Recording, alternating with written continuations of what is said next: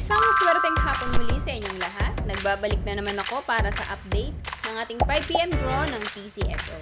Kaya ihanda na ang inyong mga ticket para sa ating 5pm draw ng ating 2D Lotto at 3D Lotto ngayong hapon. Kaya wag na nating patagalin pa, here's our Lotto result. For 2D Lotto, the winning numbers are 30 and 23. In exact order. Pwedeng manalo ng 4,000 pesos pag nag-match ang iyong mga number in exact order. 2,000 pesos naman para sa Rambolito System Play. Para naman sa 3D Lotto, the winning numbers are 7, 2, and 1. In exact order. Pwedeng manalo ng 4,500 pesos pag nag-match ang iyong mga number in exact order. 750 to 1,500 pesos naman para sa Rambolito System Play.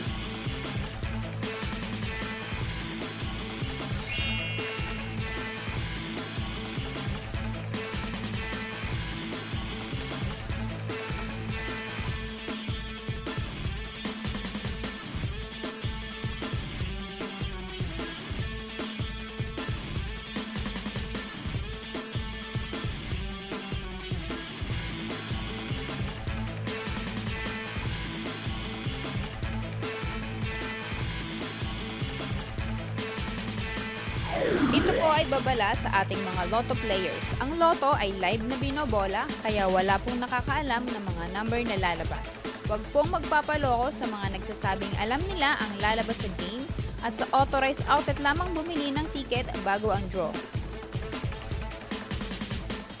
Para maklaim ang inyong prize, pumunta lang sa authorized Lotto outlet pag nanalo ka ng umabot sa 20 to 10,000 pesos.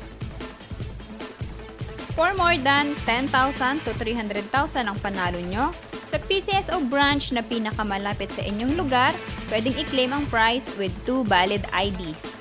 At kapag ikaw naman ang jackpot winner, i-present ang iyong ticket with 2 valid ID sa PCSO main office located at Shaw Boulevard, Mandaluyong City.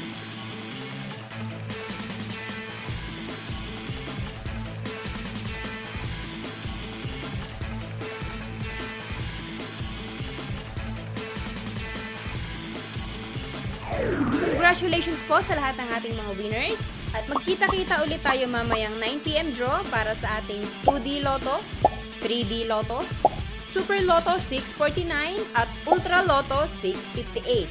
Maraming salamat at huwag kalimutang mag-like, follow, and subscribe sa Lotto Result para updated ka lagi.